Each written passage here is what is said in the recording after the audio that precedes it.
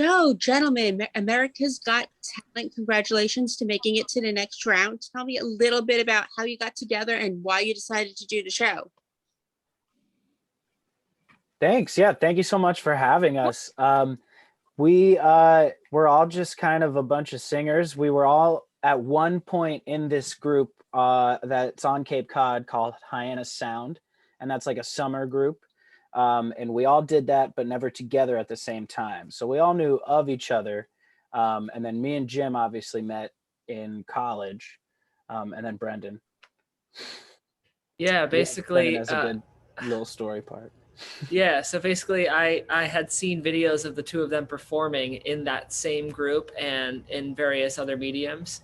And I graduated college in January or in December of 2019, and I moved back to New York City. And then 2 days after I moved to New York City, I just DM'd them randomly asking if they wanted to sing with me. And they said yes. And so they ended up coming over to my parents' house, and which is where I was living at the time. And we sang in my parents' stairwell, and then we put it on TikTok, which is that, social media app. And within 2 days, the video that we had sung and recorded had 4 million hits. And so we decided, like, let's just be this group, I guess. And now we're T3. So that's how it became a thing. I love it. And you guys did so well at your audition. Tell me, what was the hardest part about doing it? Was it the nerves or just performing in front of the judges? I think it's a little bit of everything, to be honest with you. America's Got Talent is a huge, massive production, right? So there's so many pieces moving in a million directions at the same exact time. So there's a lot of interviews, there's a lot of B-roll, there's a lot of hurry up and wait as well, where you're waiting for your chance to either to sing or to rehearse with the team and the producers, or doing your interviews and things like that. So like, I think that when we finally got to the audition, which was kind of like the moment that kind of encapsulated the whole 4-day process for us, it was like a huge combination of nerves and belief, and just like, we're gonna put it all out there for one last time, and it was really great. Brendan, Liam, you want to add? Yeah, I think like I was almost gonna say the same thing. Like, everything leading up to it is obviously like terrifying and super new for us, and like we've never done any television work before, so everything's new, and we're all nervous about the audition, and like, holy crap, we're gonna be in front of all these judges who like we see on TV like every day, and now they're gonna be literally in front of us. And like, I'd say up until literally the second the three of us started singing, it was just like, ooh. But then like, once we got into it, it was like comfy. Like, it was like such a good like release. We just felt so happy. It was like, oh yes, this is what it is. This is awesome. It was great. I would say I was more nervous for the interview portion with the judges, where they ask us questions and things, than I was the actual performance. So once they basically told us that it's time to go sing, I was like, all right, like, I can do that thing, but I don't know about the interviews. So yeah, I agree with Liam. I think once we heard the track come in, I was like, I'm ready to do this. This is going to be fun. And tell me a little bit about meeting the judges. What was that like? Did they do anything or did they surprise you in any way in terms of their personalities? Definitely. I think Simon, like, everyone's always like afraid of Simon, and like he seems like such like a scary, like intimidating figure of pop culture. And like, at least for us, he was like super nice, and like was really complimentary, and like super positive. And that was just like a super kind of a mind blown moment. Just like, wait, oh, this guy's great.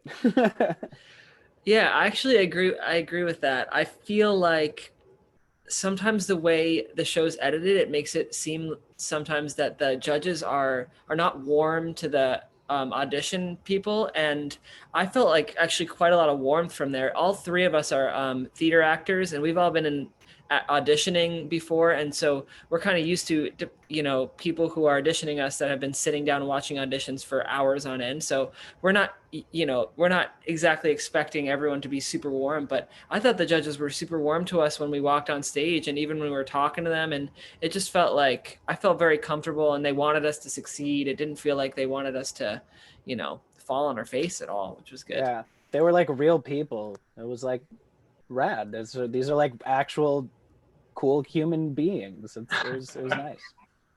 Yeah. And how are you preparing for your next audition, the second part of the show? To be honest with you, we don't know if we are moving on.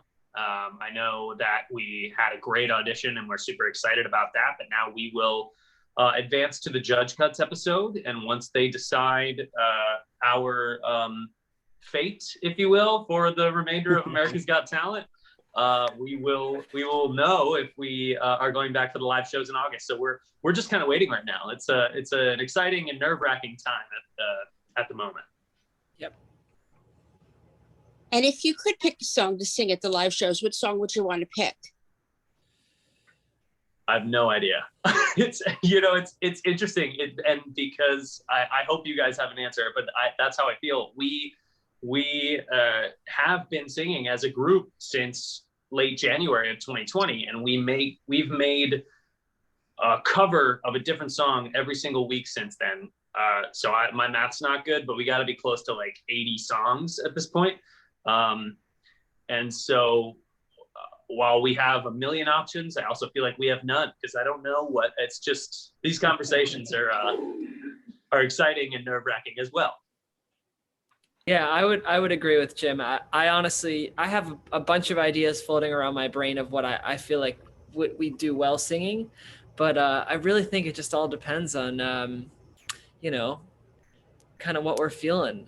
If we end up moving on to the next round, I would love to explore a variety of options. I would love to explore something kind of like more ballady and less belty and more you know, soft and not as intense and not as loud. I would love to explore that kind of thing, but maybe, you know, we keep it belty and rocky, and I don't know. So I'm kind of down for anything. The song of the summer, I don't think has been established what that is yet. So like maybe some awesome new song comes out that we're like, that's it.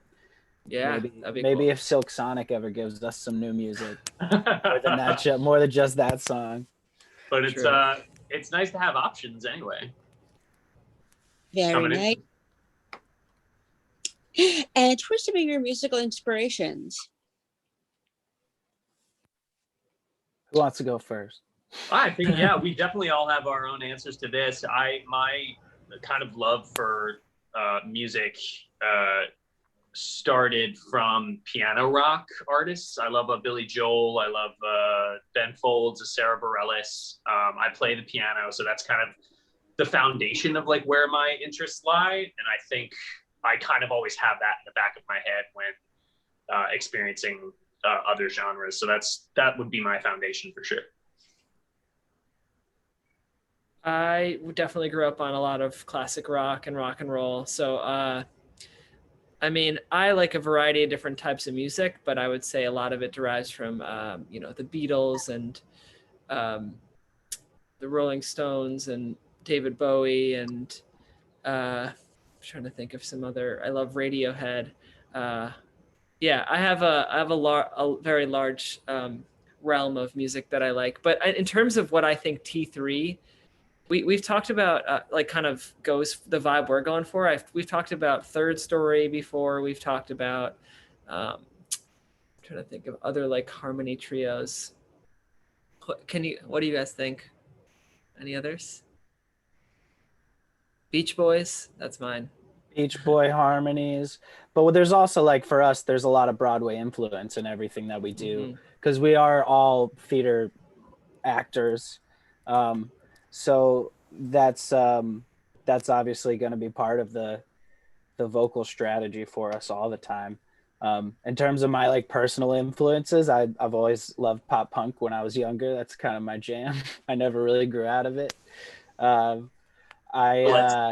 I'm kind of excited that it's having a little bit of a moment right now with like this like punky Olivia Rodrigo album and that whole MGK thing. It's fun. I love it. Um, but I'm kind of all over the map, and I think we all have like our own individual pockets that we started in, but I think we've all kind of grown into the same area of kind of liking a little bit of everything, and just kind of whatever comes out for us when we're arranging something is just kind of whatever it fits naturally together somehow. That is incredible. And I have to say, I'm very proud of all three of you. Thank you. Thank you. Yes. And I have to say, it's been a pleasure speaking to you, and good luck with the judges round. Thank you so thank much. you so much. Thanks. Thank you. Bye, you guys. Bye. Thank you. Have a good one. You too. Bye.